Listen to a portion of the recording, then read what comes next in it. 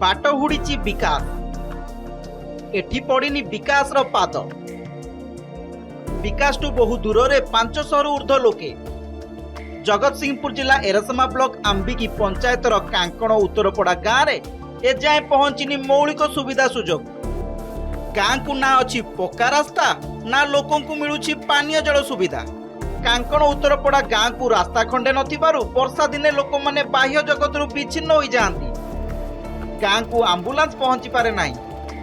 छात्र छात्री माने स्कूल और कॉलेज जावाक बहुत समस्यार सम्मुखीन होइथांती 10 वर्ष तले लाइट के महरम हेतला आ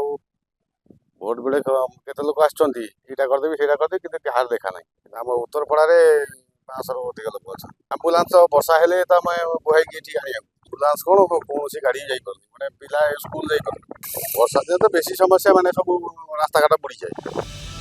कांकण उत्तरपड़ा गाँव रे पानी पाई पाइपलाइन पड़ीची किंतु एजाए पानी आसु नाही गाँव रे जो एकमात्र नलकूप बसिची सेथिरु लुणिया पानी बाहरुची जहाँ स्वास्थ्य पई क्षतिकारक होइतिबारु ग्रामवासी कूओ पानी उपर निर्भर करुछंती ग्रामवासी समस्या संपर्क में अनेक थर प्रशासन दृष्टि आकर्षण कलेनी हेले केही दृष्टि देउ नथिबा अभियोग होइची विभिन्न परिवार घर गाँव मुख्य समस्या मेन रास्ता पानी एवं गमनागमन बहुत पानी समस्या बहुल समस्या केवल जो वसुंधरा पानी आईला से 2 थर पाइप बसिला तथापि से पानी सफिशिएंट आसु वर्षा बेसी समस्या पिला जाई पार स्कूल को साइकिल सरकार पाखे अनुरोध करूँ तुरंत ये रास्ता समस्या रास्ता द्वितीय समस्या पानीर तृतीय समस्या